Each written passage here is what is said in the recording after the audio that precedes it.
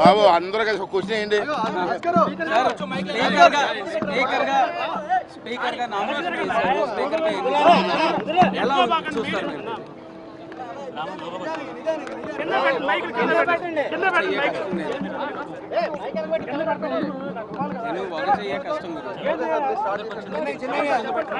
మాట్లాడడానికి మేము మనుషులు కదా, మాట్లాడి తీసుకుని అందరూ ఒకసారి నువ్వు ఒకసారి నువ్వు ఒకసారి మీరు మాట్లాడండి సార్, మీరు మాట్లాడండి.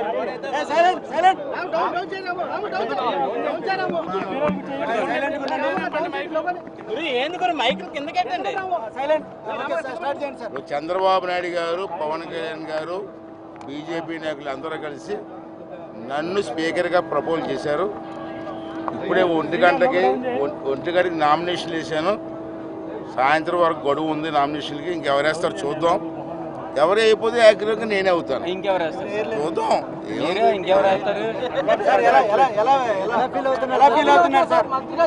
చాలా హ్యాపీగా ఫీల్ అవుతున్నాను. ఎందుకంటే 83 నుంచి నేను రాజకీయాలు ఉన్న 42 సంవత్సరాలు పెట్టున్నాను.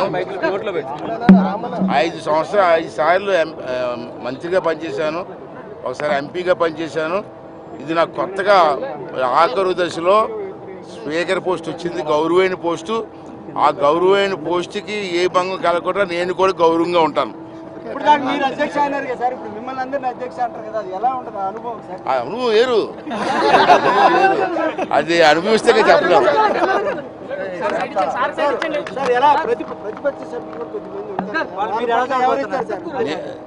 ఇప్పుడు ఆ కుర్చీలో కూర్చున్న తర్వాత పార్టీ గుర్తురాదు మాకు, అంటే నా ఉద్దేశం.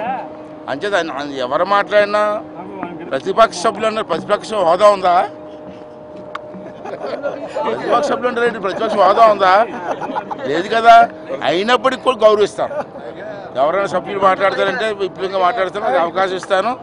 అవసరమైతే వాళ్ళకి ట్రైనింగ్ కూడా ఇస్తాను. రాష్ట్ర ప్రజలంతా కూడా మీ యాస ప్రాస కోసం ఎదురు చూస్తూ ఉన్నారు. ఎలా ఉన్నారు?